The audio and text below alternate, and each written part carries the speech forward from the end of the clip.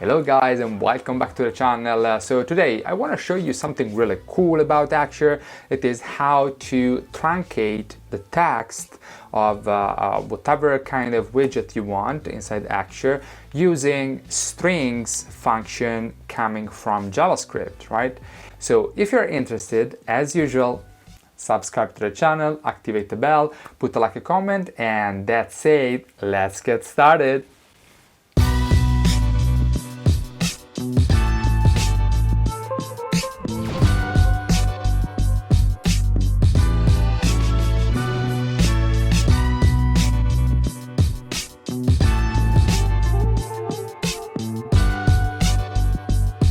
And here we are inside Axure. So as you can see here on the screen, I already put everything we need for this tutorial. So what I want to show you basically is how to pass the text that is inside this widget. So 0, 1, 2, 3, 4, 5, 6, 7, 8, 9 inside this second gray widget, right?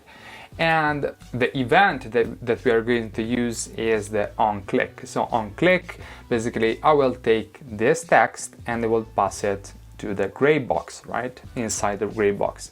I already styled everything, so we don't have to care about this for the moment. What I have to do is go on the button and on click event, on the click event, what I have to do is to set the text of the gray box as the text inside the other string. So set text, let's take the first one, so Substr example gray, set to text in this case because we want to add a function. Actually I could do like a text on widget this, but in this case it will just take the entire number and put it in the other field, in the other widget. So, and this is not what we want because it's not flexible in the sense that, yeah, it's useful if you have to pass the entire things from one to the other widgets, but if we want to be more precise, or we want to use this function from JavaScript, you have to use text. Let's go on FX, and first of all we have to create a local variable that I will call number. This local variable will be the text on widget, the other one, the widget with the strings inside, that is called Substr example.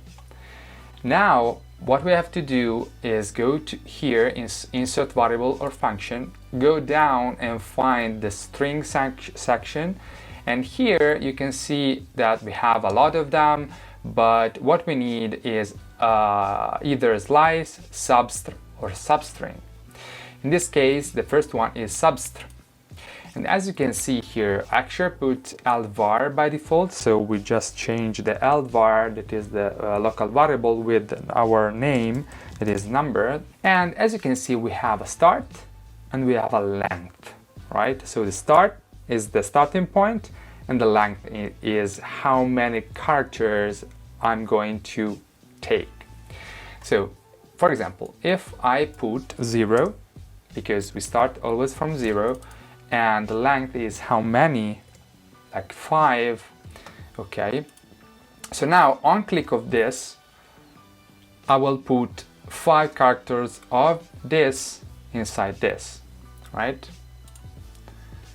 So if I click, as you can see, I'm taking 1, 2, 3, 4, 5 characters of this first part, okay, inside this. So I'm truncating the text. We can do the same thing, exactly the same thing with slice. So on the button pass number, I will do the same thing and click or tap set text of the slice example gray to, and I will put a local variable of number, again, text on widget, slice example here, and again we're going to the string and we take slice. We change the lvar with number, and here you can see that in the parentheses we have start, end. Start is always 0, and the end we can say again 5. Same thing for substring. We'll see how it works. So again, we do the same on click or tap, set text of a gray substring as the value. Here I put var number, text on substring example, and here take the local variable, I put dot substring, capital letter substring, and I put here 0, 5. Okay, now if we go in preview, let's see how it works. So I pass the number with the substr, I pass the number with the slice, and I pass the number with the substring. As you can see, the result is exactly the same thing. But actually we have some differences between the three. So, and let's see what are the differences. For the substr, we can pass the number, for example, from using, I don't know, starting from 2, okay, and we have 5. 5, just remember, is not the end, as it is the length, okay? If we do the same for slice, and we start from 2, and we have 5, 5 is the end.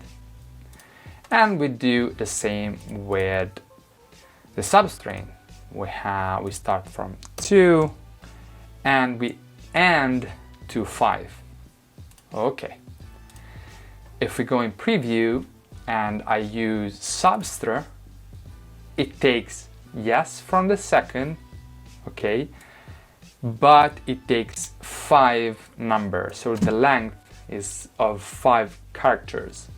If I go on slice, as you can see, we start from 2, again same point, but what is the end? The end is exactly the 5th number, right? And with substring is exactly the same thing, right? It works exactly as slice. We have a small difference between slice and substring. Substring doesn't work with negative number. What does it mean? Let's do first an example with negative numbers, right? If I pass a number here that is negative, for example, here for the substr, I can put, for example, -5. And I want to pass only the -5. What does it mean? It means that it starts from the end and it takes 5 characters, okay?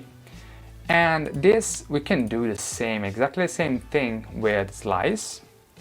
So we go in effects, and instead of 2 numbers, so start and end, we put -5. So it takes the last 5 numbers.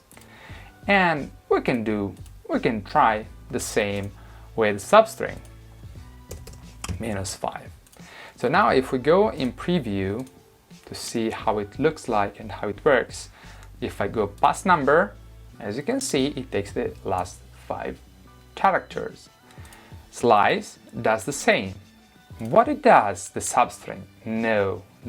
Actually, substring doesn't work with negative numbers, right? So if we want to truncate or take only the last, for example, 5 numbers, we can't using the substring, but we can do it with slice or substr, okay?